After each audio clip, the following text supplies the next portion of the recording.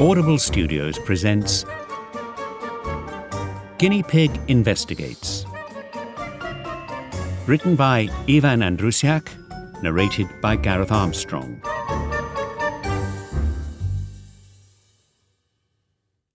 The Cat's Case.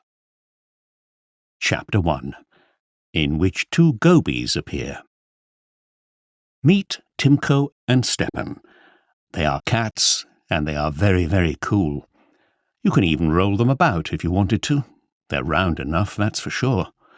They are fluffy and kind of bad guyish looking too.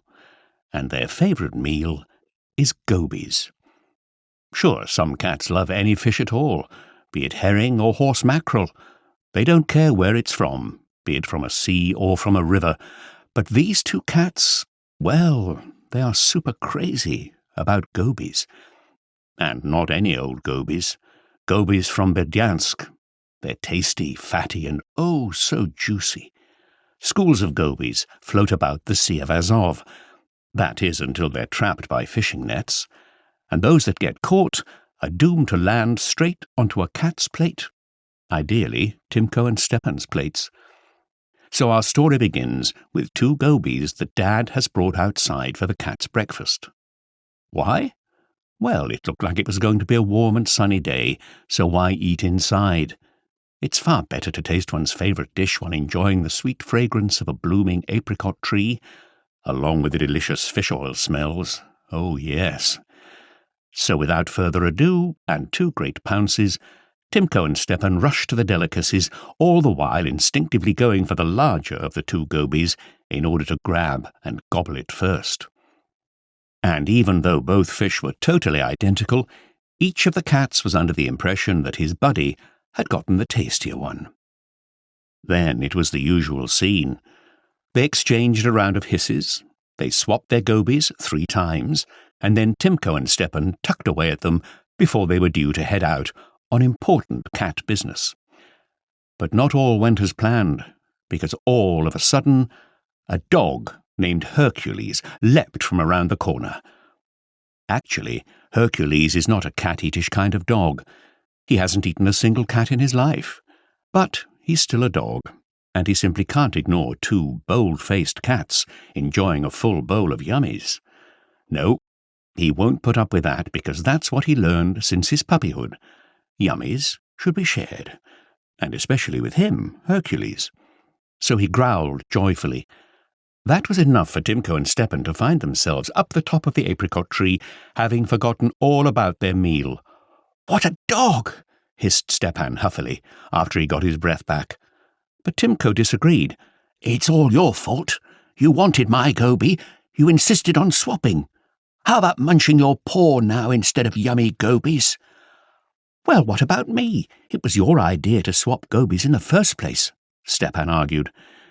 They would have carried on for quite a while, but a window opened and a girl named Stefa popped her head out. She saw the cats up on the apricot tree, grinned, and called, "Kitty, kitty." Now, kitty, kitty, translated into a cat language, means, "Come here, I'm going to pat you." Stepan accepted the invitation gladly, since he loved being patted even more than arguing with Timko, which is a lot. "What a little baby," hissed Timko at his buddy, flicking his tail in disgust and slinking down the tree with graceful ease. He looked self-determined, like he knew exactly where he was going and why, although he did not. And the gobies, they were left forgotten by both of the best buddies. Chapter 2, in which two gobies disappear. Still, 5 minutes later the cats met again. Of course they did. Timko jumped out from a corner at full pelt as Stepan was bolting out of the front door. They almost tripped over their paws and nearly crashed in front of their bowl. The two troublemakers stood staring at the bowl. It was empty. The gobies had disappeared. The cats grew numb, gazing at the dish. "But," Stepan began as he came to his senses first, "dogs don't eat gobies." "What do dogs have to do with this?" asked Timko suspiciously. "It was Hercules who scared us off the delicious dish," pondered Stepan. "Stop your silly games, Hercules, Pericles, Achilles," Timko said, his cat eyes rolling up. "While I was busy with my important cat business, somebody pretended to have gone to Steffa for pats like a little baby, while in actual fact he sneaked in here and guzzled my goby. I'm going to get you." "Wait," Stepan hissed, standing tall, ready for a little rumbling and rolling, and maybe a scratch or two.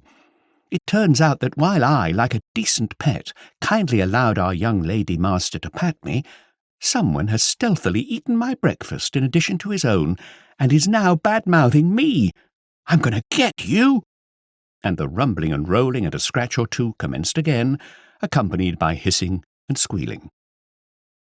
The situation was, however, again settled down by Hercules the dog, who happened to run past the opponents in a blur of fur and another artistic bark, or rather some sort of yapping, and the cats found themselves up the apricot tree once again. "So, anyway, I did not eat your goby," said Timko, still out of breath. "I didn't eat mine either, and I'm hungry now like a huddle of river horses." "Yeah, well, I'm hungry like a troop of baboons," sighed Stepan. "I only managed to sniff my little fish when the dog appeared, and yours I didn't even get to sniff." "I don't believe you," snarled Timko. "And I don't believe you," hissed Stepan. "So, what are we going to do about it, then?"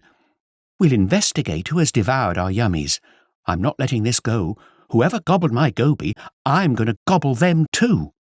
And I'll help you." Chapter 3, in which we meet the famous guinea pig, Detective Gerard. So, the cats already knew what they were going to do. Whenever such mysterious occurrences occurred, all the pets from the neighbouring homes, and street animals too, made sure to get hold of a real detective. His name was Gerard. He lived in the same apartment as both cats, but had his own house, a large and rather nice cage. Its door was, however, always open due to the clumsiness of this very round guinea pig and his great dislike for even short journeys, much less long ones. Guinea pig is what he insists on being called, since he considered an ordinary guinea pig to be frivolous, even somewhat offensive, and Gerard is a very important figure, without whom not a single scandal can be hushed up. So he should be addressed with respect. Pig, not some third-rate pig. His service, like that of any really important figure, cost a lot. Others were known to say, "Gerard the detective is fair, and fair is his service fee." Despite that, everybody called on him to solve their problems, because there was no one better than this guinea pig who could solve the most intricate puzzles and disentangle the tangled lives of cats, dogs, mice, hamsters, and even birds and tortoises. The other thing Gerard was fond of, apart from investigating, was eating. Hence the fee he accepted was food. Yes, he took fresh vegetables, mostly cabbage. One couldn't even think of approaching him without a fee in hand. It was a matter of principle for Gerard not to consider the complaints of those who approached him empty-pawed, even out of his passion for the art of investigating. "One cannot think well on an empty stomach," he'd say, which is fair enough. So, it was Gerard's services that Timko and Stepan resorted to for solving the tricky matter of the mysterious disappearance of the two gobies. At first they certainly made sure to bring the fee. Stepan, the baby, managed to wangle quite a cabbage stump, and 2 nearly whole cabbage leaves from the mother, who was making a salad in the kitchen at that very minute, while the more industrious one, Timko, vanished for half an hour and returned with quite a bundle of sorrel leaves. Who knows where he had gotten those? In short, the fee was presented, and now it was Gerard's turn to earn it. Chapter 4, in which alibis are checked. The guinea pig smiled politely at Stepan's cabbage, but threw himself on Timko's sorrel. "You two go ahead and tell me your story while I have a little snack," whistled Gerard joyfully. As stalks of sorrel disappeared between Gerard's sharp teeth one by one, the cats, vying for dominance the whole time, told him all about their injustice and suspicions. "This is just a down payment," interrupted the investigator, after he'd finally finished off the sorrel, and the cats were about to snib at each other. "No more cabbage, mind you, but as for the sorrel, you'll get me some more after the case is over." Then he looked at his customers and said with a sigh, "Now, we'll check your witnesses and your suspicions. We'll need to visit Stefan's room first. Where was she patting you, Stepan?" "On the bed," the cat mumbled. In the girl's room, Gerard carefully examined the bed with a magnifying glass. "You see," he said, "the bed cover is wrinkled, so Stefa was indeed sitting here, and here's the cat's hair. The colour looks like Stepan's, and the smell is his too, so Stepan told us the truth. This is indeed the spot where the young lady patted him. Oh, and what's this? The bed cover here is wrinkled in an unusual way. It looks like you have broken away from Stefa and pushed away with your back paws from here to jump off." "That's exactly what happened," Stepan confirmed. "Stefa was patting me, and it did feel quite nice. And I fell asleep. Oh, and I saw a giant goby in my dream. It was larger than Timko's one. And then Hercules scared us away from the bowl, but I remembered that dogs don't eat gobies. This meant the breakfast must still be waiting for us, so I rushed there as fast as I could. You know, patting is nice when your tummy is full of yummies. Full, but not when your guts are having a party in there." "I don't disagree with that. It's nice to do anything when your stomach is full," said Gerard, before letting out a burp. He licked his lips. "And it's nice to do anything when it's empty. So don't you guys forget about that other bunch of sorrel." Why don't you find our gobies first?" Timko growled, "or at least the one who's devoured them."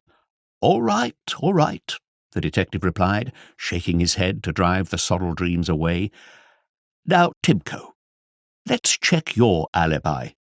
"Alibi? Huh?" the cat asked grumpily. "Where were you when the gobies remained at the plate?" asked the guinea pig. "That is nobody's business," Timko snarled. "I was away on important cat matters." "You see," Stepan interrupted, "you've got no alibi. It was you who ate my fish." "I ate it? Me? It was you, you bad-mouther," squealed Timko, his claws popping out as he got ready again to rumble and roll and swipe a scratch or two or three. "That is not right," Gerard said. "Stepan's alibi has been proven. In regards to you, Timko, I recommend you tell the truth. I surely can find out myself where you have been, and then the entire yard will know too. Otherwise, it will be just me and Stepan. Stepan will blab it out to all the other cats anyway." "I'm going to tell everyone that you are a thief and a liar then," Stepan said angrily. "Everyone will know that you are a greedy pig. I mean sheep," he said carefully, looking at the guinea pig. "Well, I did not eat your goby," Timko said, sighing. "I was having a small conversation with Mirka at that exact time." "Which Mirka?" Stepan asked Timko, his eyes bulging wide. "The one with that black draggle-tail who lives at the scrapyard?" "You are the draggle-tail. She is a beautiful and even clean lady, despite not being a domestic pet. But the babies like you, Stepan, won't understand this." The buddies went on, hissing at each other and arguing about kitties and standing at the ready to roll and rumble. Meanwhile, Gerard loafed towards garbage cans with a sigh. It was quite a long distance considering his tiny guinea pig paws, but the memories of munching the yummy sorrels, which he was sure to be eating later, comforted him and kept him going. Luckily, it wasn't long before they found Mirka at the scrapyard. "That's true. Yes, that strange Timko did indeed come here," she said. "We were having a lovely meowization. So much so that I even wanted to treat him with a herring-tail delicacy that some nice human had dumped this morning. But all of a sudden, this fool jumped in fright and scampered back to the building as fast as he could, without even saying goodbye. Totally bad-mannered, even though he's handsome." Mirka sighed. Chapter 5. in which the crime scene is investigated and the evidence is examined. When Gerard returned, the cats were still arguing in front of the empty bowl. "Howdy," he said, gasping. "Now you owe me a double helping of sorrow for those long walks." Timko and Stepan stopped hissing immediately and stared at the investigator, bewildered. "Your alibi has been confirmed, Timko," said the guinea pig. "You were indeed with Mirka, and she even complained that you dashed off without even a goodbye." "That's because I suddenly remembered about those gobies." Timko scratched the back of his head. "I thought they were still lying here waiting for me." "So," Gerard concluded, "neither of you has eaten the gobies. The gobies were, in fact, stolen by some stranger." "But who?" "Tell us something we don't know," Timko growled. "So much for a famous detective. You simply tell us the obvious things. Instead of mucking about, you'd better find out who stole my goby." "That's exactly what I am doing," said the guinea pig, his eyes downcast. "If only you had trustworthy reputations, I could have skipped that step of my investigation, but you are not, so I had to verify your testimonials first, you tricksters. Now stay away from the bowl, you brawlers. That's evidence I need to study carefully." However, an examination of the evidence delivered no new information. It only confirmed that gobies had indeed been there recently, and that Hercules the dog had approached the bowl. But that could have been easily detected by the smell alone. Still, since the evidence was located in a yard near the building entrance, where so many inhabitants passed by at least once a day, it was impossible to produce more conclusions based on smells alone.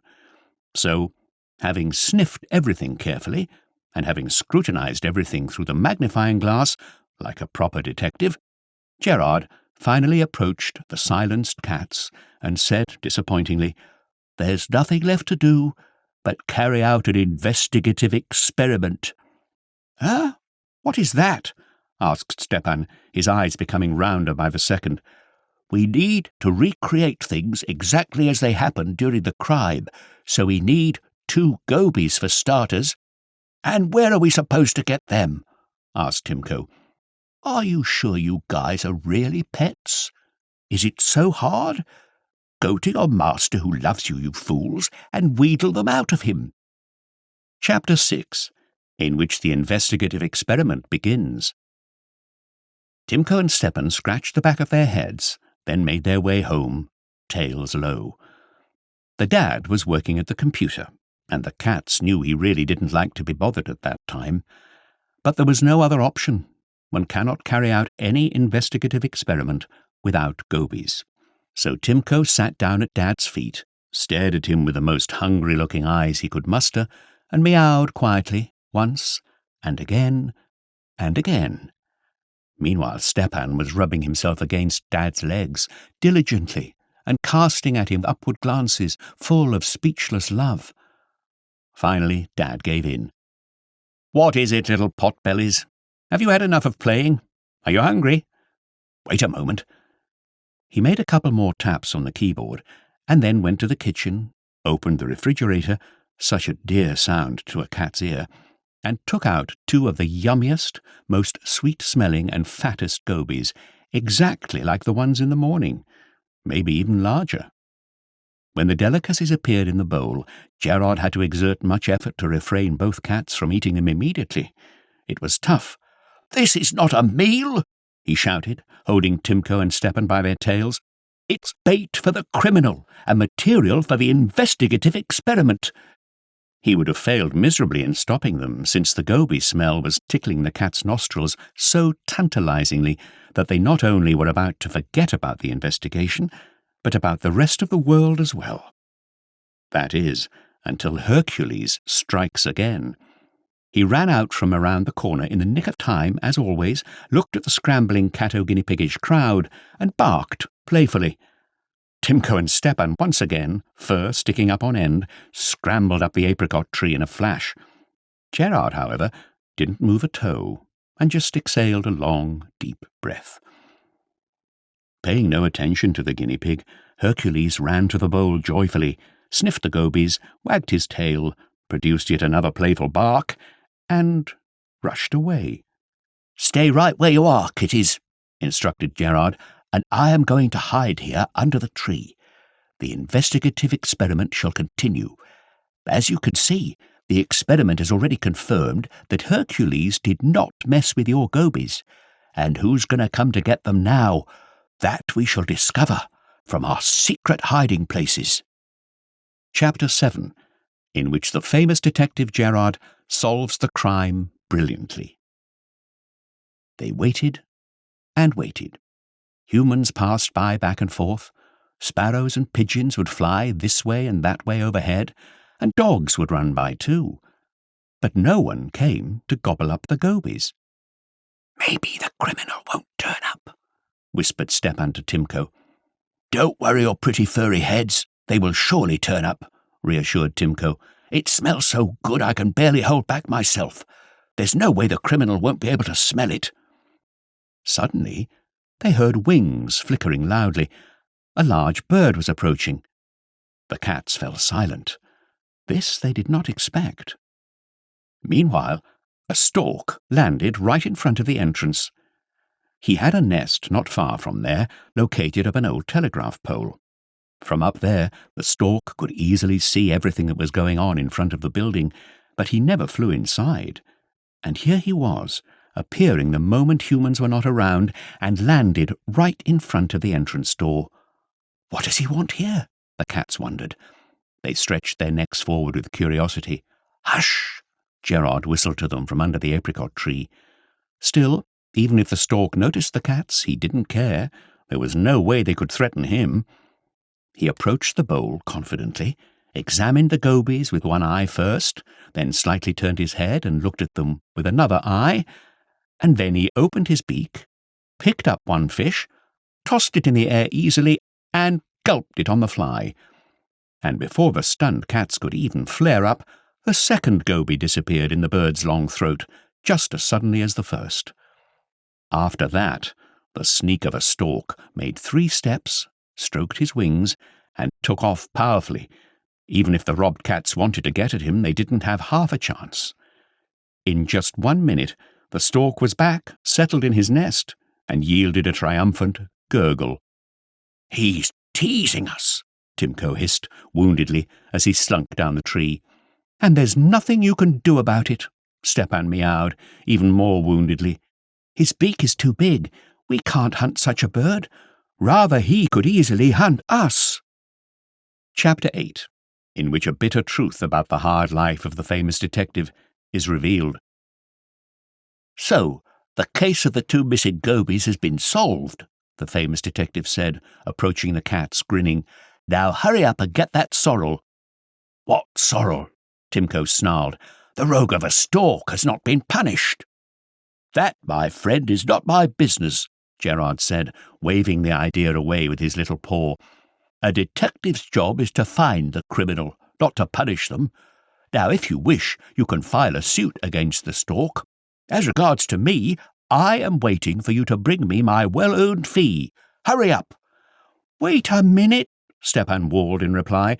"So Timko and I were left without breakfast and lunch, and now we also owe you the fee?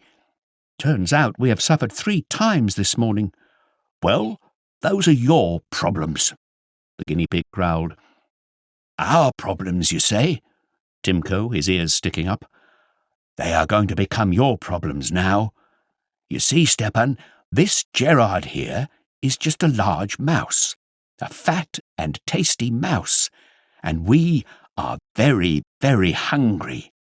Ravenous twinkles sparkled in the cat's eyes. Never had anyone seen Gerard, the famous detective, run so fast since the old days, back when he was a little guinea piglet. Well, the life of a famous detective is surely not easy.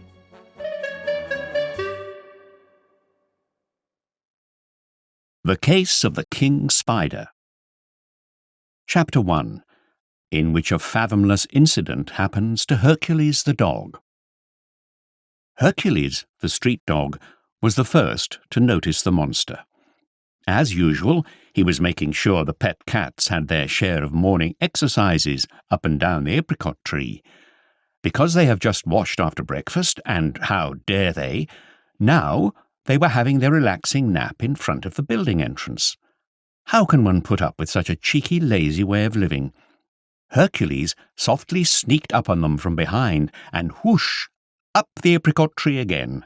Ah, thought Hercules. But suddenly something went wrong, and here's what wrong sounded like.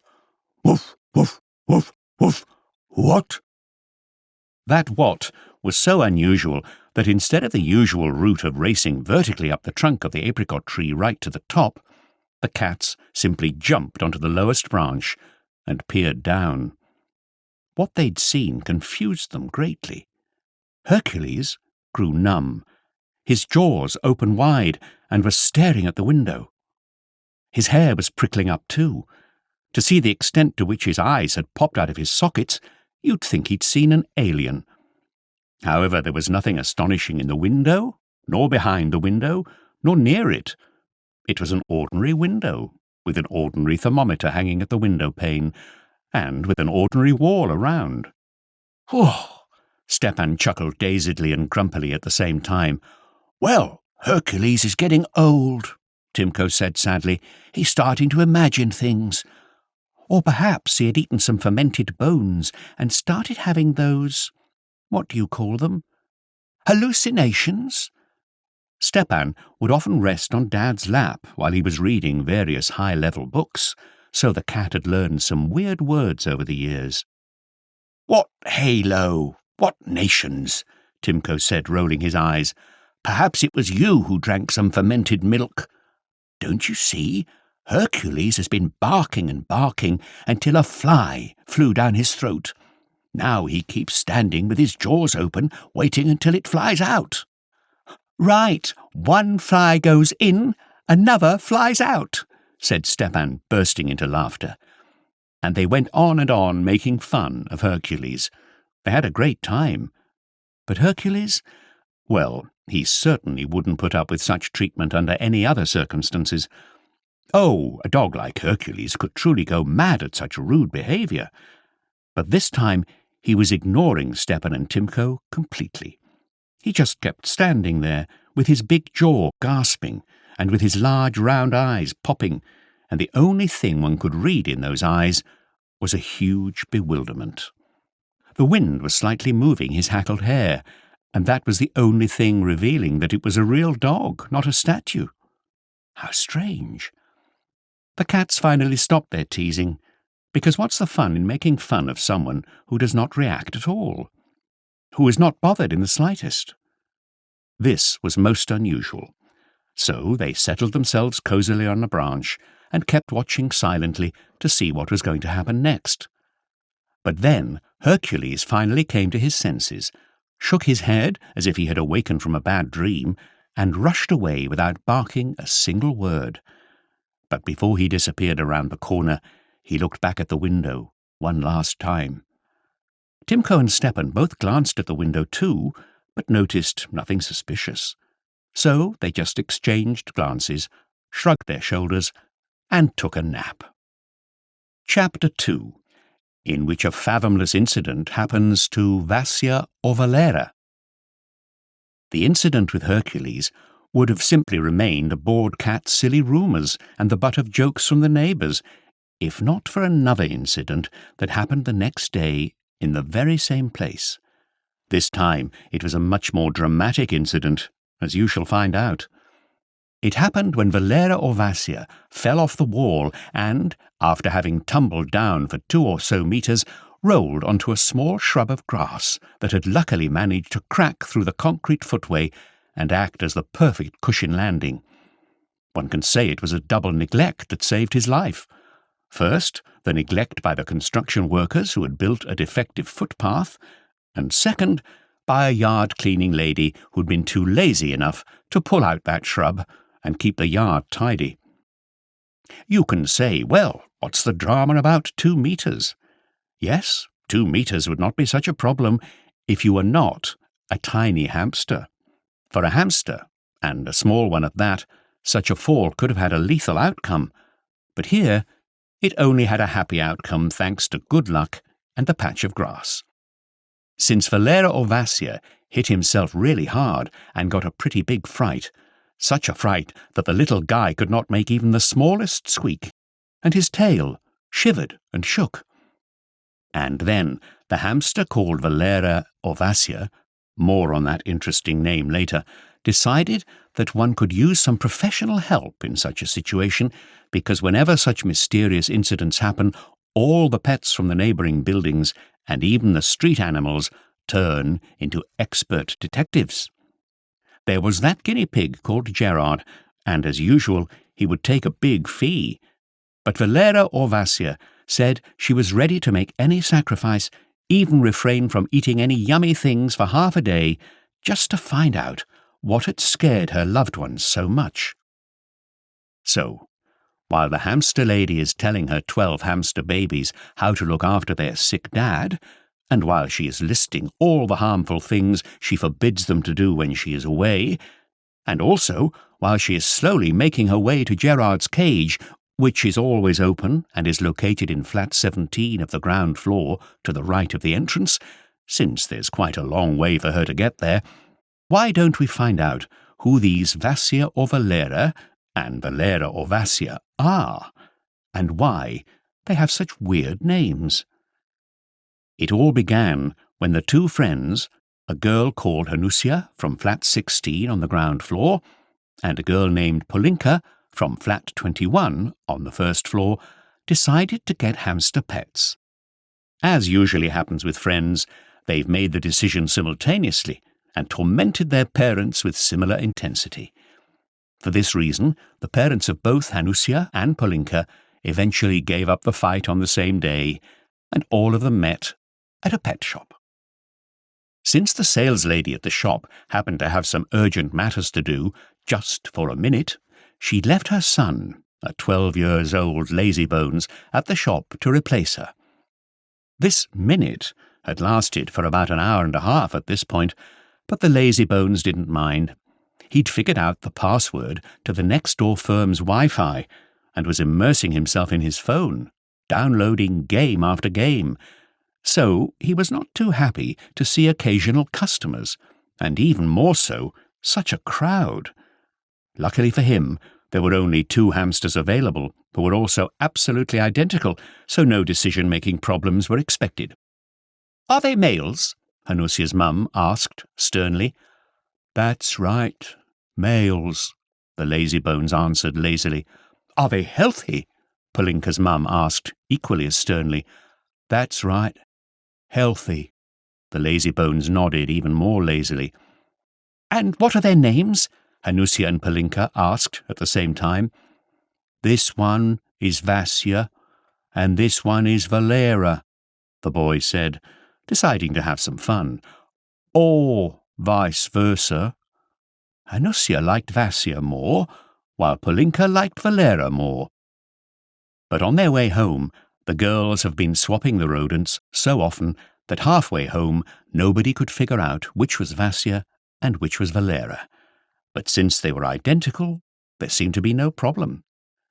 However, the problem arose a bit later when it was discovered that the hamsters missed each other so much and that the time allocated by their masters for hanging out was not nearly enough.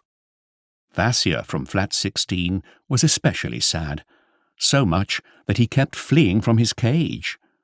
Moreover, one of the escapes succeeded in him getting to Valera. He had climbed out of the window and over the wall and crawled towards the cable hanging from the satellite communication aerial, which led to the window of flat 17 next door. Via that cable, he could easily climb up to flat 21, which is located right above. Miraculously, he even managed to get into Valera's cage. Clever guy. That's where the 2 girls discovered them. The girls were so deeply touched by the sight of the 2 huddled together that they allowed Vasya to take this route any time he wanted. And he wanted to a lot.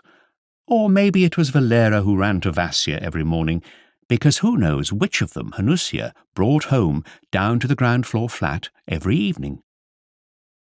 This lasted for about 2 weeks, and then it so happened that Valera was not indeed Valera.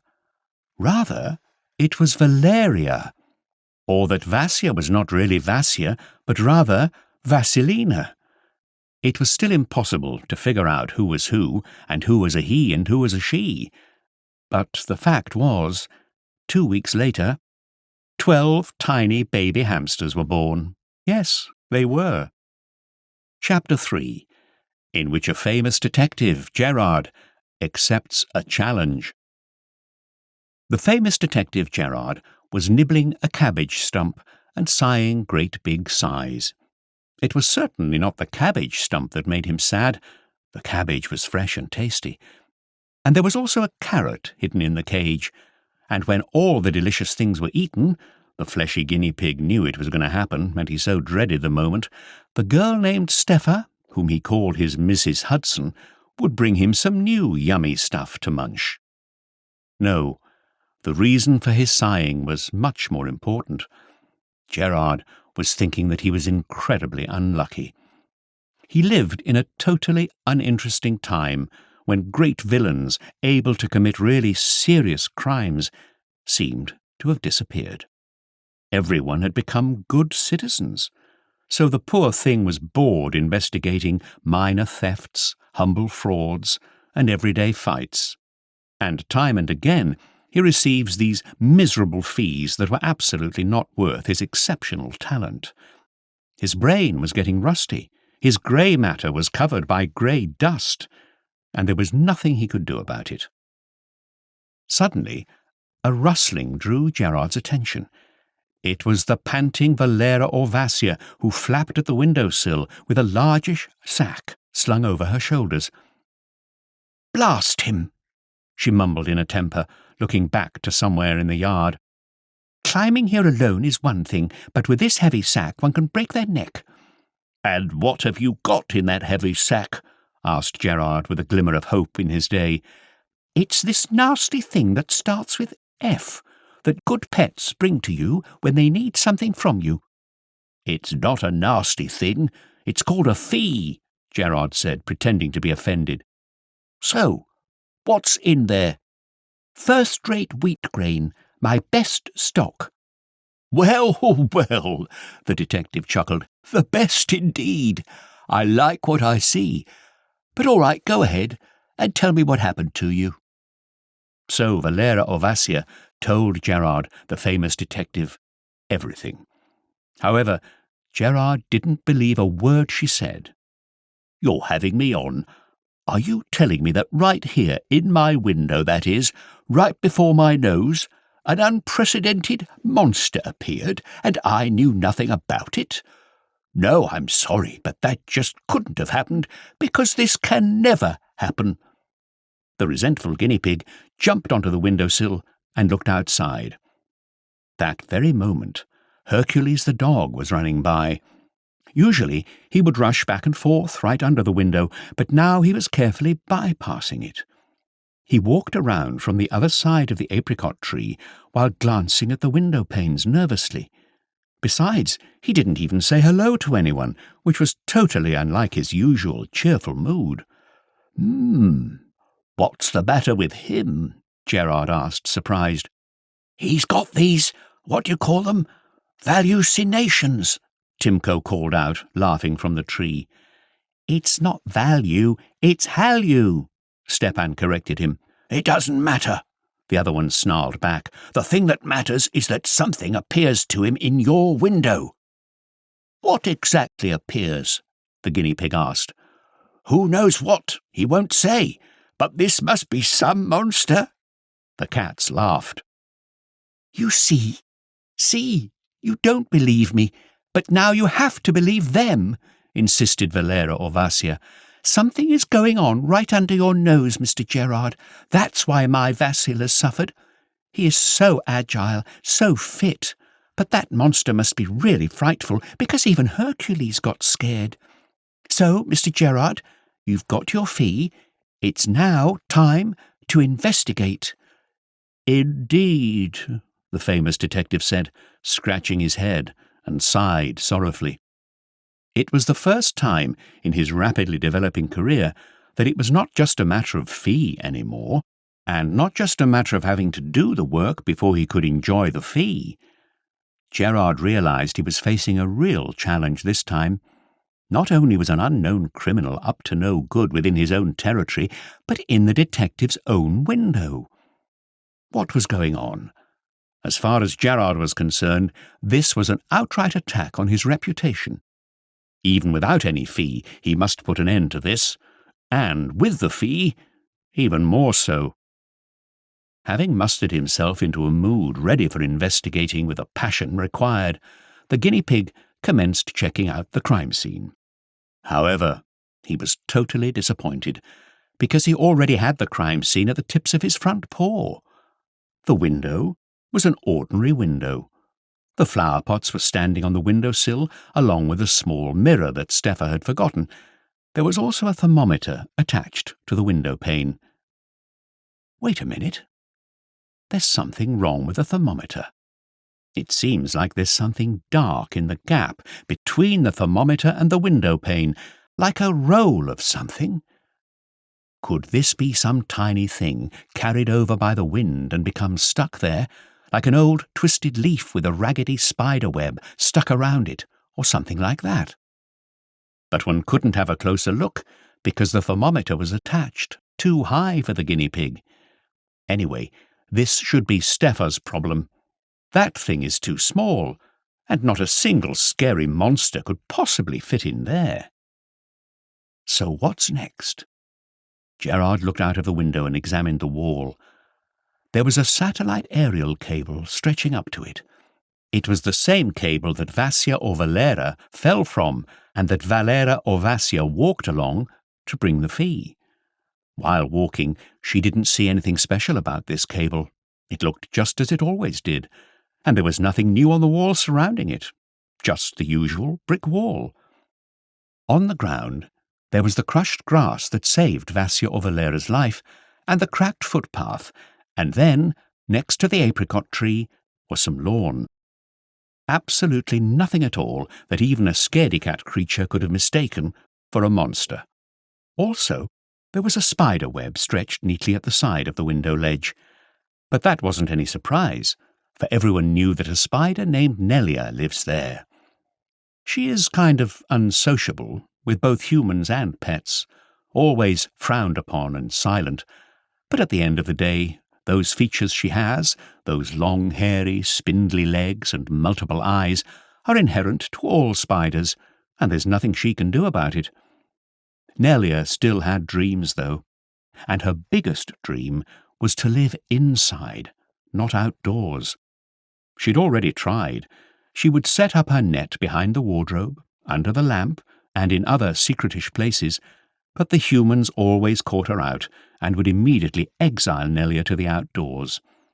Sadly, they didn't want to live with her. She wasn't anything like a cat, a dog, a guinea pig, or any other pets that were nice, according to humans. Frankly speaking, the spider lady did look a little on the ugly side, especially if you looked closely. Still, both Vasya or Valera, and especially Hercules, who also lives outdoors, know her quite well, and, as unattractive as her features may be, they simply couldn't have mistaken her for a monster. Or perhaps she may have seen something unusual. Gerard knocked his claw at the window ledge and shouted, "Hey, Nelia, come on out. I have a couple of important questions to ask you." There was no reply from the spider. Well, this was not unexpected. This is very much like her. The guinea pig decided to interrogate her later, when the opportunity arose, and meanwhile talk to the victims, and begin with the one who suffered the most, Vasya or Valera. At least it was clear where one could find him. Unlike Hercules the dog, who is homeless and could be scampering about anywhere at this point, Vasya or Valera is sure to be lying in Valera or Vasya's cage and recovering under the diligent care of his 12 baby hamsters. The shortest way to him was over the cable. Gerard was almost ready to head off out of the window, but changed his mind, and for a good reason. Indeed, he was not a skilled climber, and the bunch of grass down at the ground was small, even for a hamster. much less for a guinea pig, a round guinea pig. So Gerard sighed and set out another way through the stairway. Valera Orvasia, though, scampered off via the short way. She had no time to waste. She had no idea what 12 fluffy troublemakers could be up to in her absence. Chapter 4, in which the victim is interrogated. "So, what exactly did you see, sir?" Gerard asked the victim as politely as possible. Oh, replied Vassia or Valera, who was lying on a soft mat in the cage and was totally enjoying the global attention drawn to him. "I don't know. Only that it was scary, very much so, and it wanted to eat me." "All right. Why don't we use some logical thinking here? Who may want to eat a hamster? Perhaps a cat? Was that a cat? Timko or Stepan?" "No way," Vassia or Valera said, sounding offended. "I know these honourable cats. None of them would even think of committing such a horror. They are very well mannered and nice," he stammered. Gerard recollected the case of the 2 missing gobies and his world record in racing among guinea pigs that he had established while running away from the 2 hungry hunters, and scratched the back of his head. No, it looks like Vassia or Valera doesn't know them quite as well as he thinks. But at least he knows them, and knows it wasn't them. "Then could it have been Merker?" No, it was neither a cat nor a kitty, not at all." "All right. What was it like then?" "He was hairy." "Cats are hairy too." "Cats are fluffy," the hamster said scornfully. "But this thing was hairy, and this big," cried Vassia or Valera, spreading his paws, straightening his fingers, and even bristling his fur. "Right. And what colour were his eyes?" the guinea pig asked, deciding to set up the imaginary portrait of the suspect from individual details. "Who knows what colour? Different colours. One was light, the other dark. One, the third one, even much darker, and the fourth one, perhaps, lighter again." "What?" Gerard exclaimed, almost jumping out of his skin. "How many eyes did it have, then?" "I don't know. One would need time to count them all, and I was already falling by then." "Can you take a guess?" "Well, maybe 8. Gerard sighed. Just what he needed in his investigation. An 8-eyed monster. "Maybe he had 8 paws too?" the guinea pig asked, sarcastically, without any hope. But he was stunned by the reply. "That's right. Perhaps there were 8 paws, and all of them were like this," the hamster said, spreading his fingers wide and bristling his fur once more. "Thin or thick?" "Thin, branching out and hairy." "Aha!" Valera or Vassia interrupted. "That's a spider." "Well," Vassia or Valera mused, "maybe a spider." "So, it turns out you got scared of Nelia," Gerard decided. "No way," the hamster argued. "I see Nelia every time I walk along the cable. I even say hi to her. And she got so used to me that she even replies sometimes." "No," he said to Gerard. "Even if it was a spider, it must have been a giant one, maybe even larger than a cat. A king spider. And he wanted to eat me too, I know it." "And what side of the window was he sitting on?" the famous detective asked the final question. "The outdoor side, or on the inside of the room?" "Who knows?" Vassia or Valera replied. "It seemed to me he was kind of both on the outside and the inside at the same time." Chapter 5, in which the number of victims increases. Gerard realized he wouldn't be able to get any more information from the victim, at least for now. A king spider of cat size, sitting on both sides of the window glass simultaneously? That's something from the world of fantasy, not criminal science. One could certainly assume that Nelia has got a largish boyfriend, and the hamster just got a shock to see him unexpectedly, which is understandable. But now he is simply refusing to admit that he was scared by an ordinary spider. To cover up, he exaggerates the size. If this is correct, well then, the case is solved, and it was the simplest one in Gerard's life. But how could Hercules's weird behaviour be explained then? A sophisticated street dog who has experienced tons of adventures and faced real enemies won't get scared by any old spider, unless it was particularly large. Larger than any boyfriend of Nelia's, I'm sure. But there are no such large spiders in nature.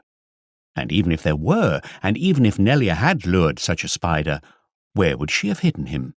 In a crack under the window ledge, where not even a human finger could squeeze in? No, one cannot rely on the victim's words alone. One should interrogate other witnesses as well. And first of all, Hercules, the dog. Once he'd made that decision, the famous detective went out of the building, settled under the sunlight in front of the home where the cat's bowl was, empty at the moment, and began waiting. That location was the crossroads of all Hercules's paths, because it was there that the dwellers would bring up some yummy bones for the dog to eat.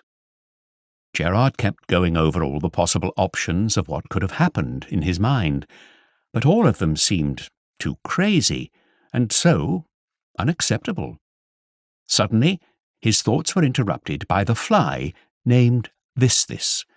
Somehow, she had managed to bring a pink phlox petal. It's amazing that she could carry it while flying, placed it down in front of Gerard, and jingled, This. What? Gerard interrupted her. Fee. The fee? He asked in surprise. The fly nodded joyfully. What for? Asked Gerard. That. Did anything happen to that, the fly? Gerard guessed. The two sisters, called This and That, lived in the same flat as Gerard, but they were so-called undocumented. That meant they had no right to live there, and everyone would chase them out. Nonetheless, the flies kept on living in the flat, and everyone got used to it eventually. It should be noted here that flies are quite chatty and talkative creatures, but unfortunately other animals find it extremely difficult to understand their prattle and chattering. Besides, it brings no pleasure to talk to them because they are so fidgety. For example, the fly would buzz some syllable of a word, but then she would notice a tiny crumb of bread. They have sharp eyes, just like eagles, and would fly off to get it. Then she would come back and buzz the next syllable of the word and get distracted by something else. If this happens to be a really long word, consisting of multiple syllables, she could spend half a day uttering it. A sentence would require about 3 days. That's why flies usually only communicate with one another, or with mosquitoes, and sometimes maybe also with horseflies. But this time, the fly called This was particularly persistent and totally worried, so it seemed she would not be distracted this time. Gerard, with a bucket-load of patience, managed to put together that her sister, the fly called That, had disappeared, and that he would get the fee consisting of phlox petals for finding her. And, where do you think she is now? Asked Gerard. Absent? The fly shook her head. Abduction. She was abducted? By whom? Kin. Kinchin? Kin. Kindred? King. King.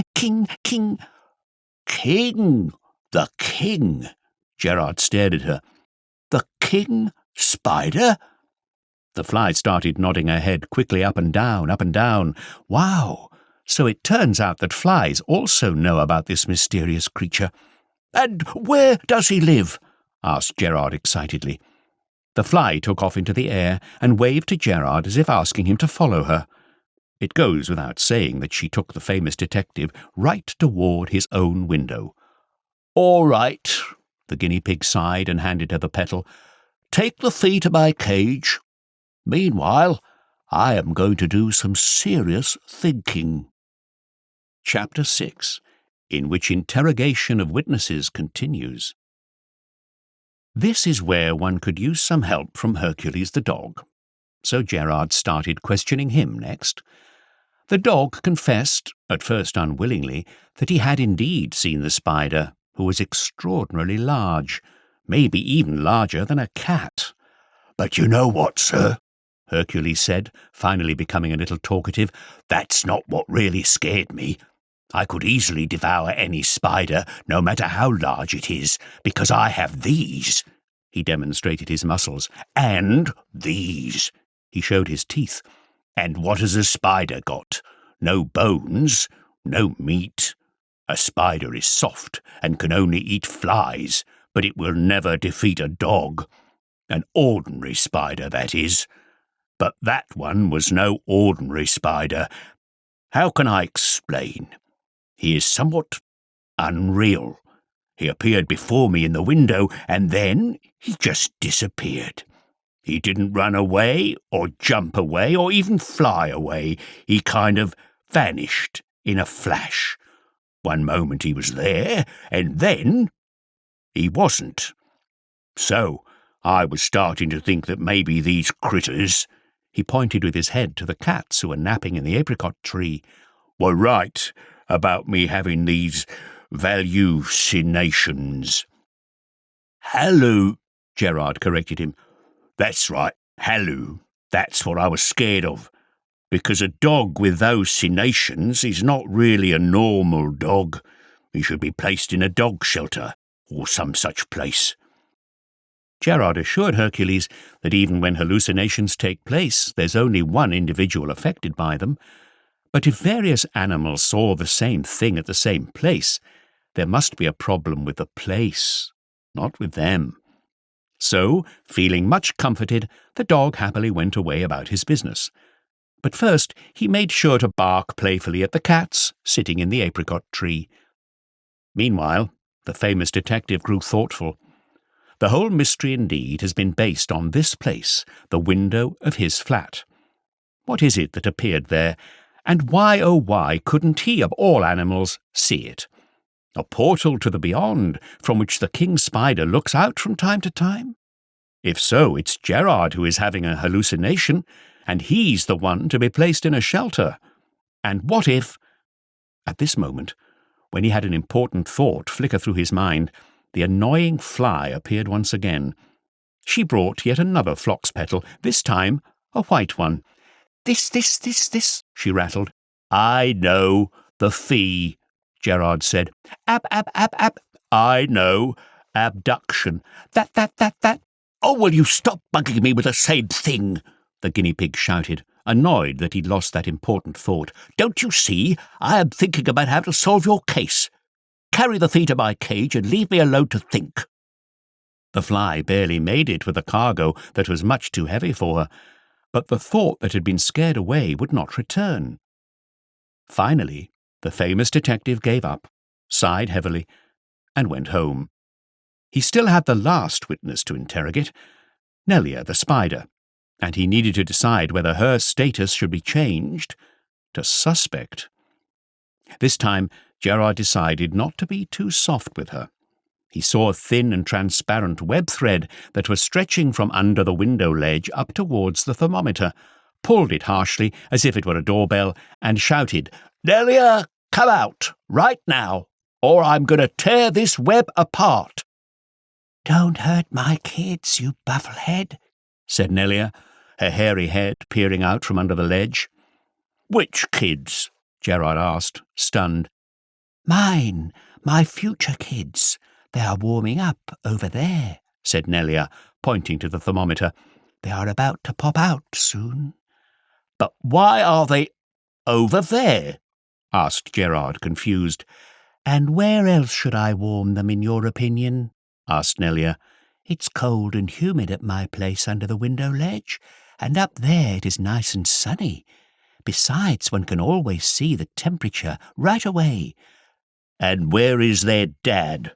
the famous detective asked, finally able to find his voice. "The, king spider." "The king, indeed. He's a flea weasel, not a king. He is as far from being a king as a guinea pig is far from— Oh, sorry, Gerard, dear sir. I seem to have said something wrong." "That's all right," Gerard said. It was not the time to feel insulted. "So, where is he, this flea weasel?" "He ran away, that scoundrel. He ran off as soon as he found out that I lived not in a flat, but in this corner instead. I wish all his 8 eyes were squeezed out of his eye sockets. I wish—" "So, was he large? I mean, in size?" asked Gerard, interrupting the flow of her curses, which did not appear to be coming to an end any time soon. "No, not at all. That feeble creature could barely reach the middle of my foot." But his thoughts on himself were high none the less. He expected to live in a flat with all the benefits, and the humans to be friendly. I wish I were the Black Widow sort of spider. I'd be happy to bite off his head and gorge it. Thank you," the guinea pig said, interrupting her again. "And my last question, has by any chance any fly gotten caught in your web?" "What fly? Why would they be here? Around here are only these 2 crazy this and that flies rushing about. How can one possibly catch them? It's a very long and sad time since I sniffed some real fly meat. I am only struggling along, leading a miserable existence with the help of the crumbs that Steffa shakes out sneakingly from her bed cover."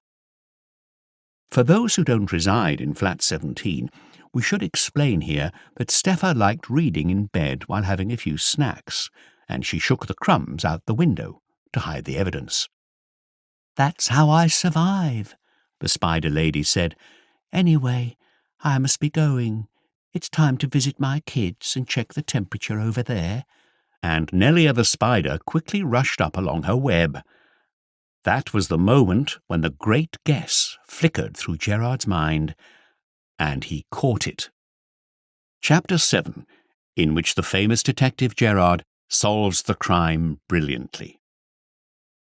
The most difficult part was gathering all the participants. Gerard was exhausted by the time he brought both Vassia or Valera and Valera or Vassia under the apricot tree, found Hercules, talked Timko and Stepan into staying at their observation post in the tree, and finally wheedled Nelia the spider out from her corner. Meanwhile, the fly had been carrying phlox petals to Gerard's cage, always a pink one after a white one, and then a white one after a pink one. The guinea pig was watching her with interest, but did not interfere. When everyone had gathered, the sun was covered by a cloud, and the detective asked them to wait for just a little bit longer. It was all very mysterious, and only when the window was lit once again by sunlight did Gerard begin his wonderful announcement. "So, you were all telling me about the mysterious monster that had settled in my window and was scaring the pets. It stunned Hercules and scared Vassia or Valera, who fell off the wall, and it was only due to chance that he didn't kill himself. Quite a serious matter. Finally, it abducted this fly. We had all assumed that the monster was an unnaturally large spider, and so named him King Spider. Those of you who have come across him saw him quite briefly and hazily, but everyone noticed that he would appear from nowhere and disappear just as fast. For a modest fee offered to me by Valera or Vassia, and by the fly named this, I have agreed to undertake this case, and now I am ready to present to you the monster, the King Spider. But are you ready to meet him?" "No way," said Valera or Vassia. "Oh," said Hercules. "Oh," said Timko and Stepan. Said Nelia. The response of the victims and witnesses was quite different, ranging from doubt to undisguised fear. "Have a look, then," said Gerard. He asked Nelia to move slightly up the web, halfway towards the thermometer. Then he took a small mirror and started turning and swinging it, catching the sunlight, gliding it over the window glass, and directing it towards the spider. And at that moment, the hamsters and the dog, who were standing under the tree, showed their reactions. Hercules bristled up and snarled. Valera or Vassia grasped her heart, and Vassia or Valera tried to hide behind the back of his love. The cats from the tree stared at them, out of the window, back and forth, but couldn't see anything special. "So, what do you say?" asked Gerard victoriously from the window ledge, putting the mirror away. Hercules snorted with expression. "Yes, that's him, the king spider," murmured Vasya or Valera. "It was him who scared me and made me fall." "But why haven't we seen anything?" Timko asked. "Why don't you jump off the tree and stand with the other guys?" said Gerard. The cats did just that. "Now let's do this one more time," Gerard said, and started twisting and turning the mirror again. This time, both Timko and Stepan instantly saw the monster. And the famous detective continued, "So, as you've just seen, there is no monster. Nobody appears from nowhere and disappears in a flash. This entire incident has a scientific explanation, and here it is. Steffa has left her small mirror on the windowsill. Nelia the spider climbs up over her web to the thermometer where her eggs are being warmed up, and at point she is under the sunlight that falls onto the mirror. At that very moment, her silhouette is reflected by the mirror and is projected onto the window glass, which enlarges and distorts the reflection. This distorted reflection can be seen from the places where this sunlight reaches further and cannot be seen from other places. That's it. The case is solved. There is no criminal. All of this is pure physics. Well, optics to be exact. And then all mixed up with Steffa's forgetfulness and your fears. If someone is not satisfied with my conclusion, they are welcome to sue the sunlight." Gerard was standing at the windowsill proudly in the shine of that very sunlight, as if in the glory of this newfound fame.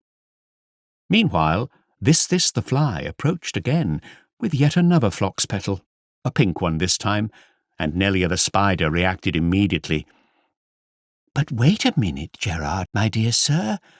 I don't understand how you did it. But okay, that was a trick. But what about the fly? She simply couldn't have been eaten by a creature that doesn't exist. Would you please clarify this, too? I'm afraid the folks might accuse me of her disappearance, but I did not eat her." "Oh, yes," the famous detective smiled. "The mysterious story about the flies has not been solved, but soon things will make sense. This, why don't you sit here on the window ledge for a moment and take a rest? Stop fussing around." The fly landed on the ledge, and everybody waited impatiently. Finally, another fly flew to the window, barely carrying a phlox petal, white this time. That. The first fly rushed towards her. This. The other one dropped the petal and fluttered towards her sister. Have you ever seen flies hugging each other on the fly, and tears of joy dropping out of their eyes? Well, Detective Gerard and his friends have, and what a sight it is. Finally, when they had all calmed down a little, the guinea pig went to his cage and brought the stack of phlox petals, white over pink, pink over white, and so on and so on. This fee here helped me figure it out. Here's what happened. Rumours about a scary king spider were spreading around the house, and finally they reached the tiny ears of the flies. And they are twins that we can't tell apart, right? And they are always together. But suddenly, for some reason, these two sisters got separated. They must have flown in different directions and lost sight of each other. Surely each of them was afraid that it was the mysterious monster who had abducted their twin. So both of them, but apart from each other, turned to me for help. And the first thing they cared about was the fee, which is very good of them. That's the way to do business. And they even had similar ideas for the fee. Phlox petals. Only one of them was getting pink ones, while another one was delivering white ones. They were bringing me those petals from different flower beds located on different sides of the yard until I called them here. So both sisters have been reunited, and the case is now completely solved." And with that the famous Detective Gerard bowed melodramatically as if he was on stage. Chapter 8, in which a bitter truth about the hard life of the famous detective is revealed.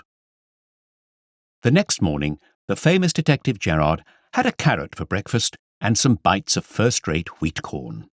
Delicious. He wiped his face with a soft petal of phlox and jumped onto the windowsill to take in a lovely breath of fresh air. This was the way to start the day. He was very pleased with himself. And why not? The day before he solved the absolutely complicated case about the king spider. And suddenly he heard a piece of conversation coming from the apricot tree. "You know, it seems to me, Stepan, it was Gerard himself who orchestrated that trick with a mirror, just to get more work." Well, the life of a famous detective is surely not easy.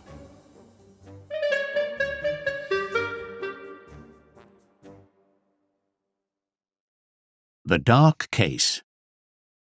Chapter 1, in which a library kitty, Alice, appears. It was the darkest case in the career of Gerard, the famous guinea pig detective. Ironically, though, it started in a wondrously bright place, the library. And who is to blame this time? Surely it was to be Stepan, the cat, and his great love. Indeed, the dark case started when Stepan fell into the habit of visiting the library, and let me tell you, it was not out of the love of reading. Truth be told, unlike Timko, his age-long friend and competitor, he actually did love reading, but only along with Stefa.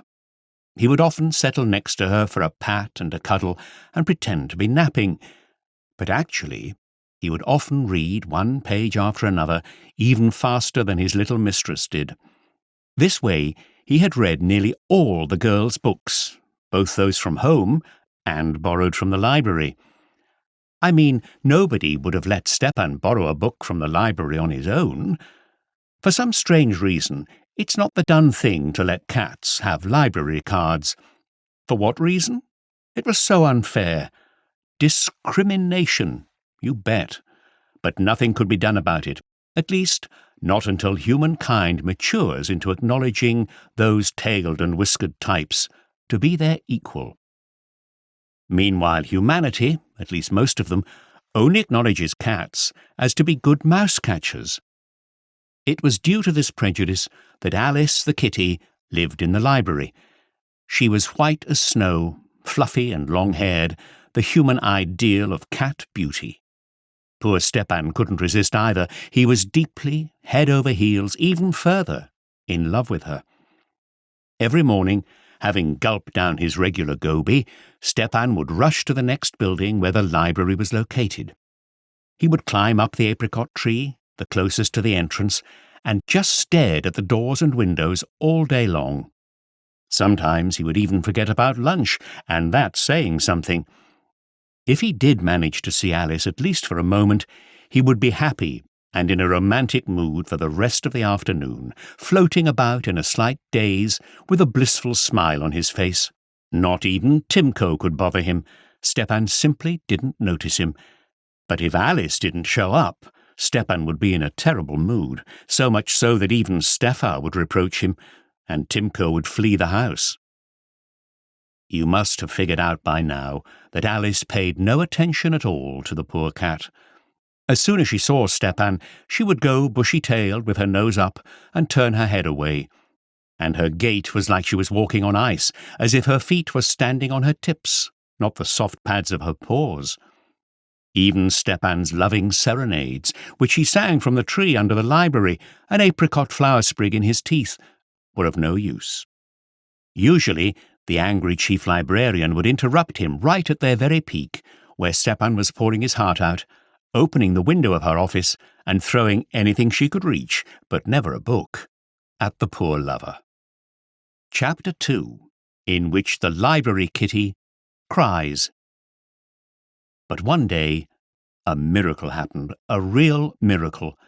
It was morning, and as soon as Alice saw, she rushed out to him. But she was in tears. "Dear Stepan, it's so good you finally came. I've been looking out for you since early morning." The cat stared at her in shock. He didn't know whether he should be happy or cry along with his love. "Please help me," the kitty said. "I have nobody else to address.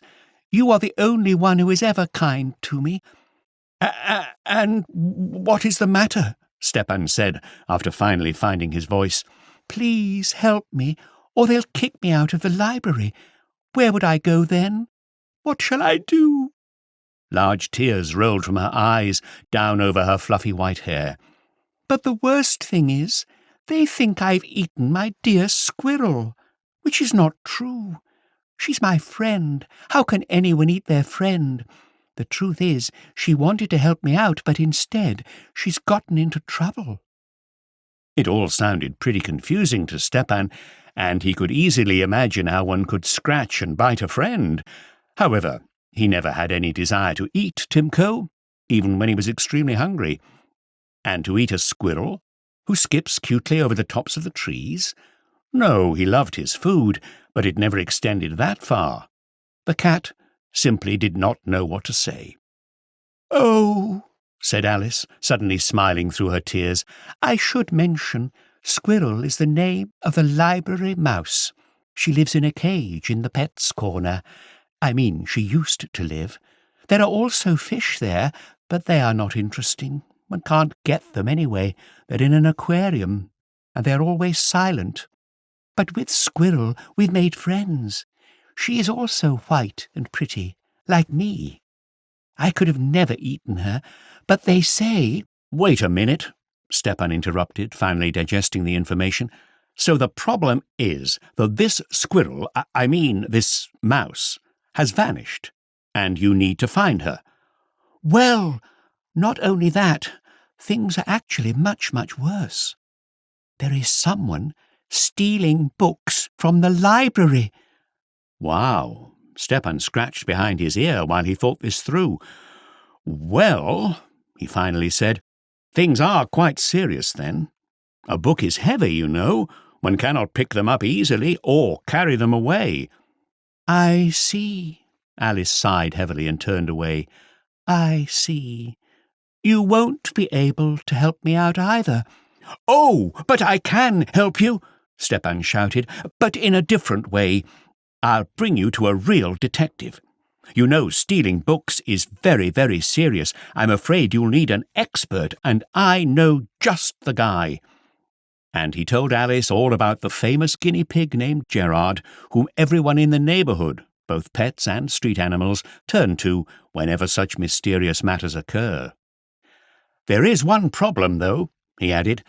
"Gerard requests quite a fee for his services. He should not be approached empty-handed, so we should first find a suitable fee for him."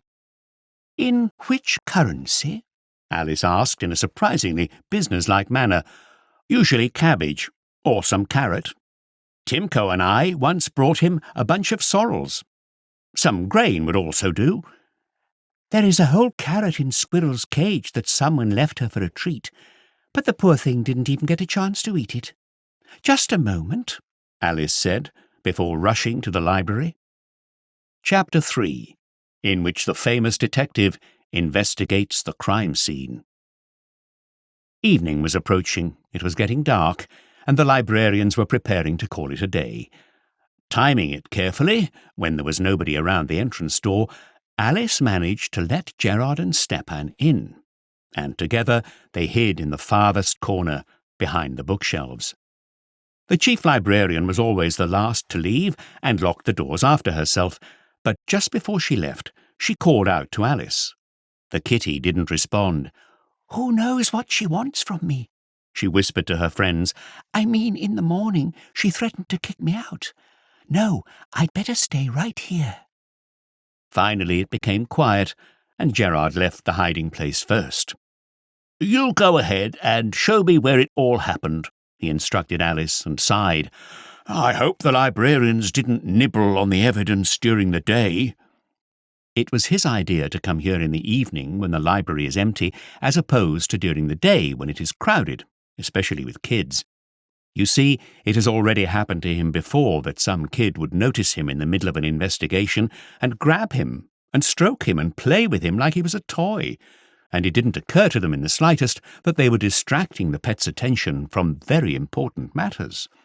How was one supposed to think? "This is the shelf," Alice said, "from which the books disappeared." Gerard read the label at the top of the shelf. Marine Adventures. "Over there, labelled with the letter S, we had 7. Can you imagine? 7 various editions of Captain Blood, His Odyssey. While yesterday a boy came wanting to borrow this book, and it turned out there were only 2 copies left on the shelf. 5 of them have vanished." Wait a minute. Why S? Asked Stepan, surprised. Because of Sabatini, Gerard growled, while examining some unusual scratches at the side of the shelf. Sabbatical? What sabbatical?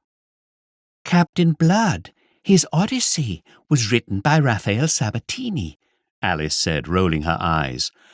Ah, Stepan said, embarrassed. Steffa and I have not read that book, yet. Have any other publications disappeared? The guinea pig questioned. "Yes, we also had The Chronicles of Captain Blood and Fortunes of Captain Blood taken, 1 copy of each." Is that all? Asked the inquisitive guinea pig. "There may be more missing, but those were the only books the librarians were talking about." So, we've got a fan of Captain Blood here, the famous detective concluded, smiling. "We have indeed," Alice agreed. "Over there in the corner he's gnawed out a hole in the floor. Look how big. The chief librarian discovered it earlier and had it filled with plaster. But last night, a hole here." There was indeed a wide and rather large hole gaping behind the shelf, and it was far from an elegant mouse burrow. Pieces of plaster and large and small stones were scattered all around, too. How odd. Obviously, the creature that bit through this was not going to put up with the fact that it had been filled in with plaster. Gerard examined the debris around the hole carefully, and even looked inside. He rummaged about for a little, and finally pulled out a torn piece of a book's page. Interesting. There was not much text left on it, but the word blood was quite legible. Gerard presented it to his friends. "That's right," Alice nodded. "Yet another book disappeared the past night." "But you were here, in the library," Stepan said, surprised. "How could you not have heard him crashing through plaster?" "Not he, but they," Gerard corrected, after sniffing deeply. "Yes, there were at least 2 of them." "Of course I heard them," the kitty said, sobbing into her tucked-in tail. "They were making so much noise. It was very scary. Squirrel and I were hiding in the next room, trembling with fear. And when it was all over, Squirrel pulled herself together and said, 'I am going inside that hole, and I will find out exactly where they are taking our books and what they are doing with them.' I was trying to discourage her, but my friend went anyway. She wanted to help me out, to show that I live here in the library for a reason, to protect it from wild rodents. Anyway, the point is, she didn't come back." And at this, Alice burst into tears. Stepan began to comfort her. His poor sweetie. He reassured her she need not worry. He would not let her stay there alone tonight. "I'm here for you," he said. "And if you need, I can bring Timko too, and together they could set up an ambush, catch the rogues, and have them return the books. And Squirrel." Meanwhile, Gerard continued to rummage before climbing up the empty shelf labelled S and called out, "I gather there are no more books by Raphael Sabatini left in the library." "Only one. The one that a boy borrowed the day before yesterday. The last one was stolen the previous night," Alice said, feeling a little better after Stepan's comforting words and gently patting of her soft fur. "So," Gerard announced, "there's no point in making an ambush.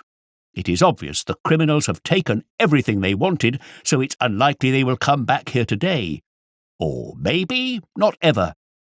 Alice burst into tears again, which made Stepan's heart ache. "This is strange," Gerard said, thinking aloud. "It's obvious why rodents are interested in libraries.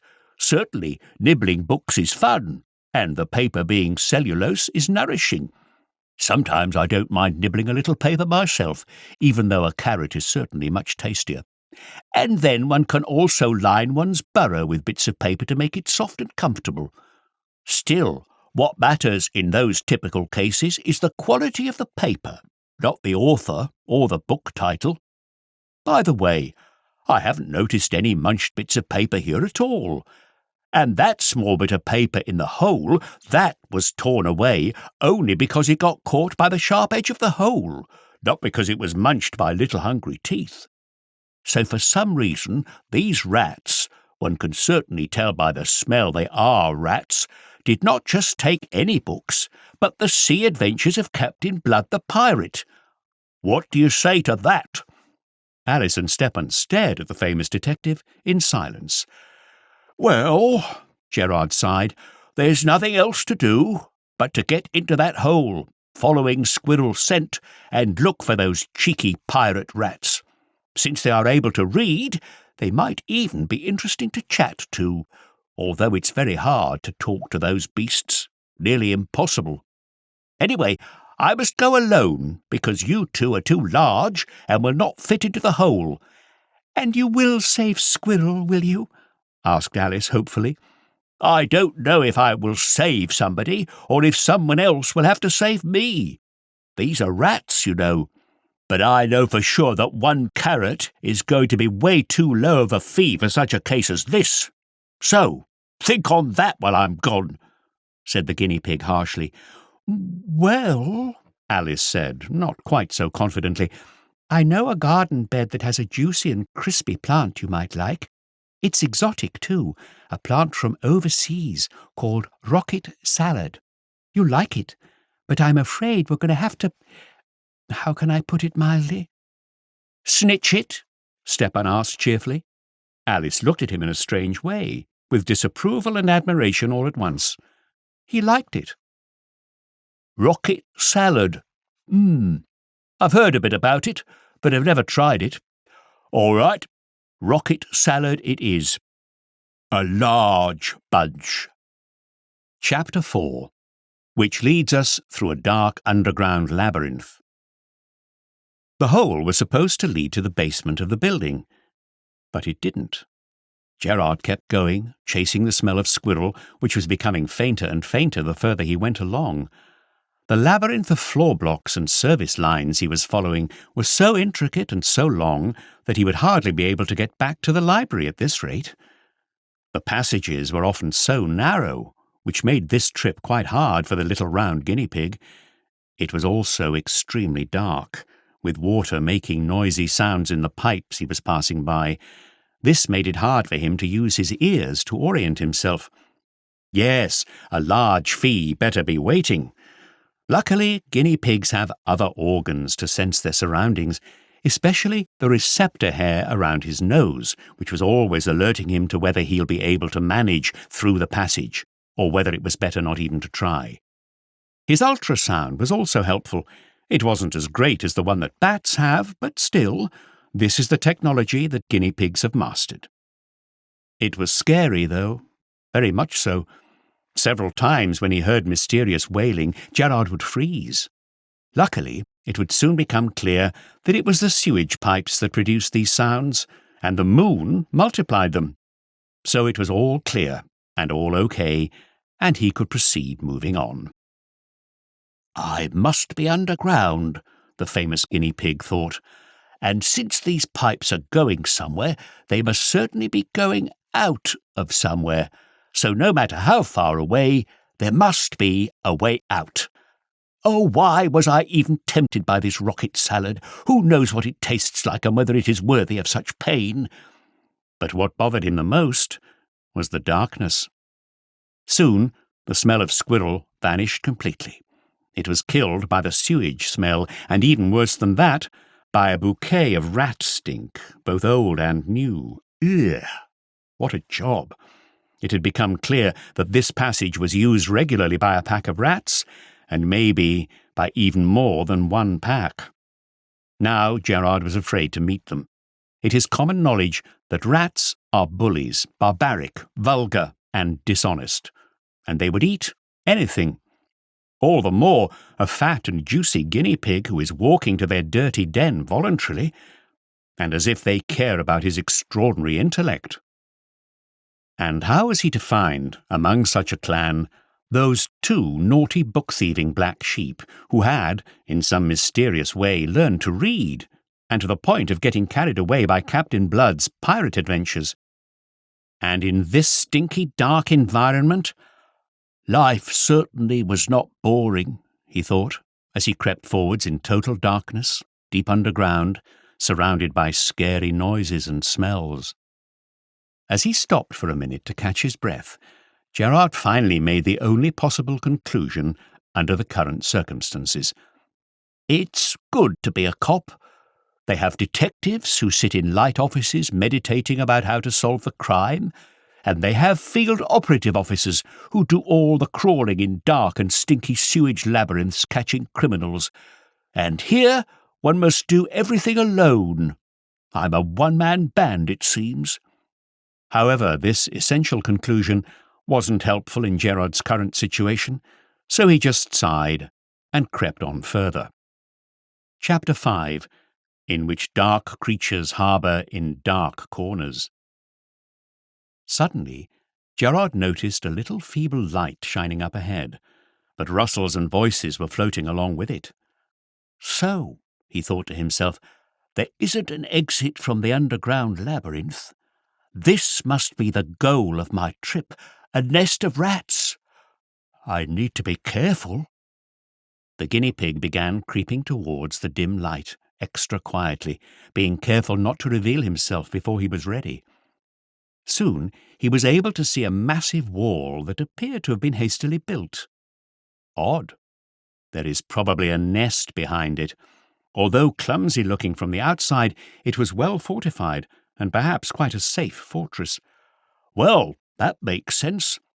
Rats are known for being brawlers. They keep fighting among themselves, too, so they must surely need to watch out for any attack at any time, Gerard guessed. The piece of gypsum board, scratched and bitten all over but still quite solid, seemed to serve as a gate to the fortress. The visitor mustered all of his courage and began to knock on the gate as loud as he could. The chattering voices became quiet, and suddenly many rats' faces appeared, glaring out of the numerous cracks between the stones of the fortress wall. "Oh, just have a look at this weirdo. A pig, a guinea pig, a fat one, a tasty one, come here on his own. Yummy." Gerard pulled himself together, trying not to freeze, which is a standard type of behaviour for guinea pigs in danger, took a deep breath, and announced as importantly as he could, "This is a police special forces operation. Your house is surrounded. I, Chief Commander of the unit, Detective Gerard. I am investigating the very serious case of book theft from the local library. Tell me at once, what do you know about this case?" He decided not to mention Squirrel just yet. If they have indeed eaten her, one can't predict how they will behave. The rats fell silent, but the youngest of the clan began bragging loudly. "What? Special forces? Well, well, ha ha!" And here a strong shout arose from the depth of the rat's lair. "Hush!"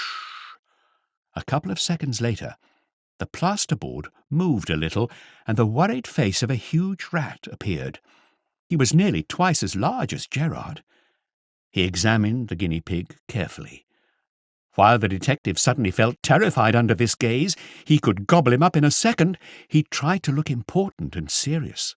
To bolster his courage, he repeated his question. "What do you know about this case?" "What case?" asked the large rat. About the theft of books," replied Gerard, his voice trembling slightly. "Books? Ha ha ha ha!" The father of the household burst into laughter. "Have you heard this? Books! Ha ha ha!" The young rats began chuckling and laughing along with him, doubled over and tears falling from their squinty eyes. "Remember this, detective. We are the family of Montenko. We are the fighting rats. We have been living here from ancient times and have never ever had anything to do with such boring things as books. Books are for losers. We don't have this obscenity in this house, never had and never will have. But the trail led me here, Gerard said bravely.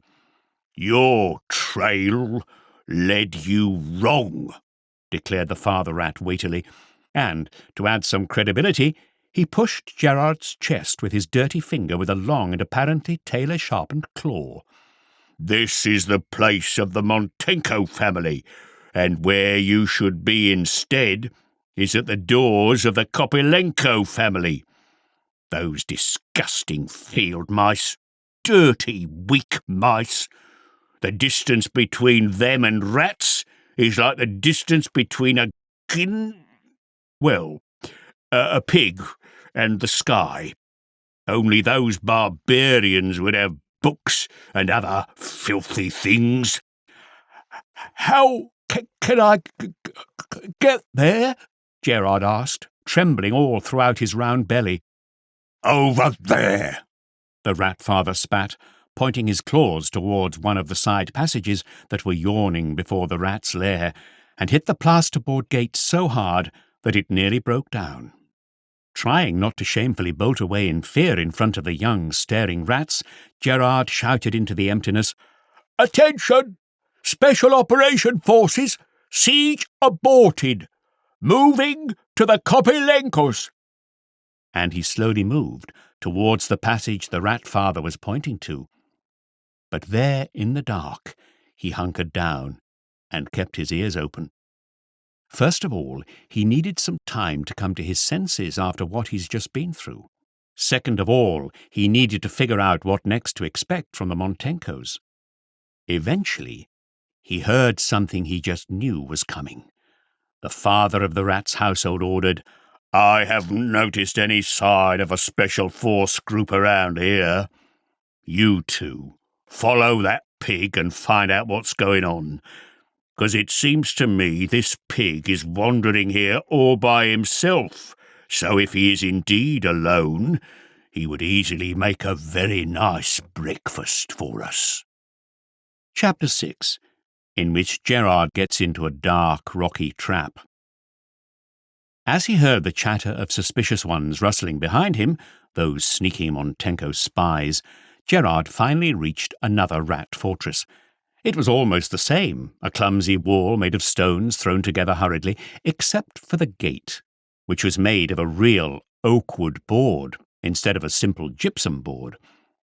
The conversation that occurred next was nearly identical to the one at the Montenko's fortress. The young rats were giggling and hooting, while the father of the Kopilenko household insisted there have never been and never will be any books at their place. Similarly, he referred Gerard to the Montenkos, who allegedly were no rats, but mere dirty and dratted mice, and only they could possess such indecent things as books. Not only that, he also sent his spies to follow Gerard. The famous detective chose haphazardly one passage out of many that went from the lair of the family of Kopilenko somewhere into the dark obscurity, and froze behind a stone. That was a disaster. A total disaster. No hope for rescue. Not a tiny little one. Not even any illusion. And certainly no large pile of rocket to be had. What difference did it make whose breakfast he became? That of the Montenko or Kopilenko families? One clan or the other will sooner or later catch him in this miserable underground labyrinth where they know every turn and every single stone, while he has absolutely no idea which direction to move in search of the exit. What chance did a poor round guinea pig have? They are going to catch him and eat him.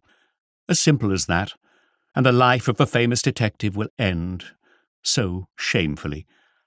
Did I really need that rocket salad? Was the last thing Gerard thought of before he simply lay down under the stone and waited for imminent death. So he was lying and waiting, but death didn't come. It was torture, that's what. Instead, he heard wild shouting from not too far away. "The Montenkos! The Kopylenkos! Hit them! Yee-haw! They want to eat our breakfast! That's our breakfast! You won't get it!" The spies have apparently discovered each other. And the fight began, and both fighting families joined it immediately. Gerard thought as he roused himself. Maybe, just maybe, it's not time for me to die. Well, while they are fighting, I'd better rush away. Who knows where this tunnel will take me? I might get lucky. And off the famous detective rushed along the labyrinth as fast as he could. He was surprised at how strong he became at the thought of freedom. But he wasn't that lucky. Only a little after, one young rat nearly caught up with Gerard. The guinea pig ran even faster, but suddenly another young rat ran out across from the front. "Vlada, it's me!" shouted the rat that was following him. "Vlada, that's great," replied the other in front. "Have you opened the hiding cave, girl?" "Yes." "Chase him there." Gerard rushed forward, and suddenly one of the rats pushed him to the side. The second one joined the first, and together they pushed the guinea pig into some kind of side passage. What dirty rats! Then they covered the passage with a large rock, and based on the following noise, they also threw other stones to cover the passage completely. The famous detective found himself in a trap. He had a feeling there was no way forward. But why didn't they eat me right away? Gerard wondered. Well, maybe one gang hid me here so that another gang couldn't get me. I had better figure out a plan while I'm still alive. At least I should examine everything around here. I need to find a way. But he was so exhausted and scared that his paws couldn't hold him up any longer. And he was a bit on the round size, so it was a tough job for those paws. His thoughts were getting confused and his eyes clouded over. Gerard was still shivering. He curled up and fell asleep. Or rather, was just knocked out. Chapter 7, in which the famous detective Gerard solves the case brilliantly. Gerard, the famous detective, was woken up by a slash of sunlight. It landed warmly right on his nose, and the eyes of the guinea pig opened blissfully. Still entranced by slumber, he stretched in delight, but then jumped up to his paws in a flash. In just a fraction of a second, all the events of the past night replayed in his head, and the feeling of despair returned. Wait a minute. A beam of sunlight? Sunlight here? It turned out that the hiding place he'd been locked in was not too deep underground at all, and sunbeams reached inside through little gaps in the concrete overhead. And light always brings hope, even under such circumstances. So, Gerard cheered up a little and started examining things around him, and sniffed about hurriedly.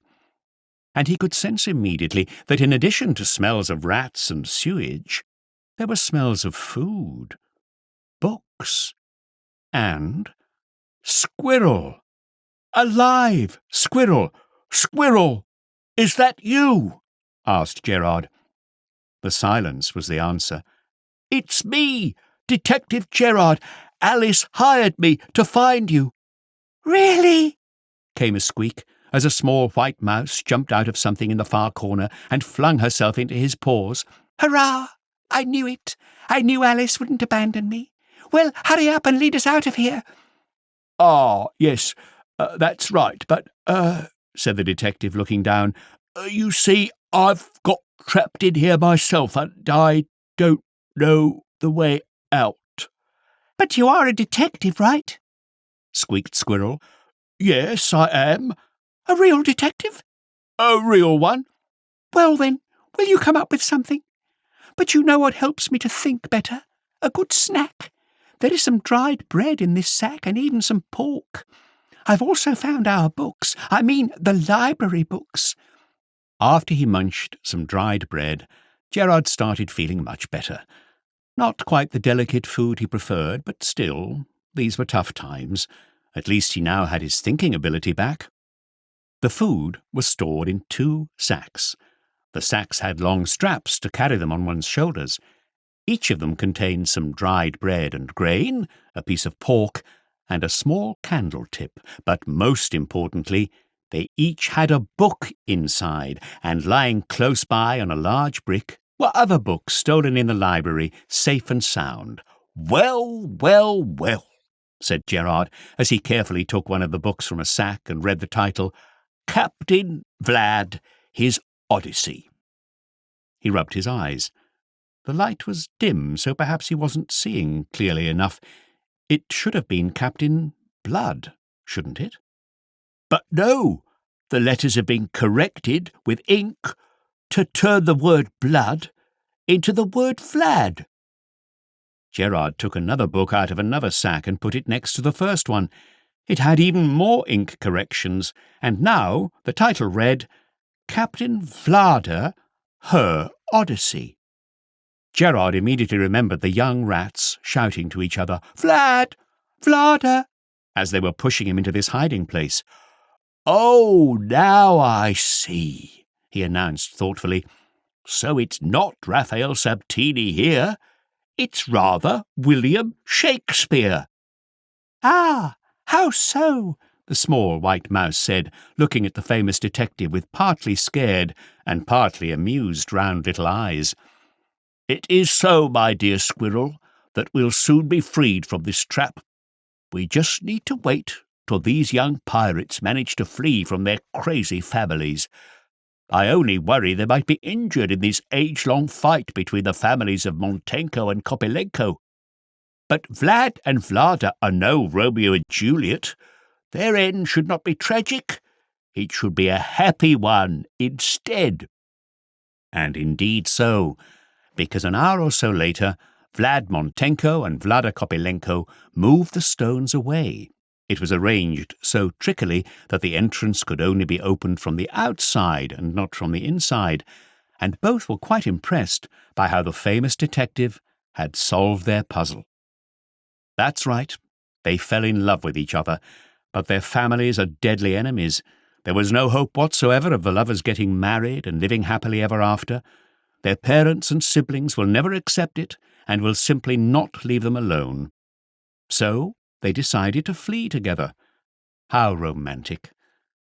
But to where? Once, Vlada found a ragged paper with an alphabet that some careless kid must have thrown away, and she taught herself to read. Eventually, she taught her boyfriend to read too.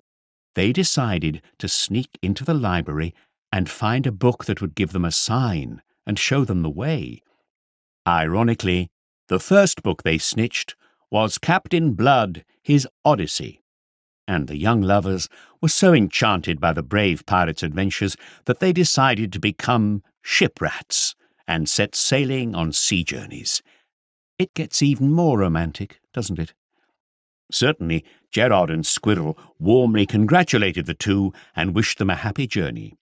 Vlad and Vlada, in turn, took the prisoners back into the sunshine. The young rats even helped them carry the snitched books along. Squirrel, however, requested that the corrected copies be returned as well, but Gerard insisted that the rats should keep them. "And I do apologize," he said as they parted, "that Squirrel and I lessened your supplies a little. But you know, it's really hard to think when one is hungry." "Don't you worry, we are going to replenish our supplies during the journey," Vlad said, smiling and winking at Vlada dashingly. Thieving again? Well, nothing to be done about that. They are still rats after all, and it's simply their nature. Squirrel even shed a few tears when the young lovers took off arm in arm, cheek to cheek. Suddenly, Gerard shouted to them to stop. "Oh, wait a minute! If you ever wish to visit any library during your journey, my advice to you is, how shall I put it? Anyway, don't even come close to the shelves whose label begins with S. And I beg you never to touch the books written by William Shakespeare." "Why not?" the young rats asked, surprised. "You don't want to know it. Just promise me." "We promise," Vlad and Vlada shouted, waved their paws one more time, and disappeared into the bushes. Chapter 8, in which a bitter truth about the hard life of the famous detective is revealed. Stepan acted like the real hero, and let me tell you why. It was he who, together with Alice, returned the stolen books to the library. Not all of them, but still. And brought Squirrel back. All the librarians and visitors have been patting and praising him all day long. Steffo was even a little jealous. But the main thing is, from now on, he and Alice are inseparable. Will the romance ever end? What about Gerard, then? The day that was supposed to be the day of the detective's great triumph, another case solved, and a dirty and dangerous one at that, he spent in the loo. Yes, it turned out that even though rocket salad is incredibly tasty, it is not good for guinea pig stomachs, especially a lot of it. Well, the life of a famous detective is surely not easy. You have been listening to an Audible Studios production of Guinea Pig Investigates, written by Ivan Andrusiak, performed by Gareth Armstrong, English translation by Kings of Translation, directed by Alison Holder, casting by Anna Zidzik for PRL Studios. The production was recorded at Audible Studios. For Audible, the executive producer was Alice Hewer, and the commissioning editor was Harry Scoble. Copyright 2020 by Vivat Publications, LLC. Production copyright 2022 by Audible Limited. Audible Studios is a division of Audible Limited.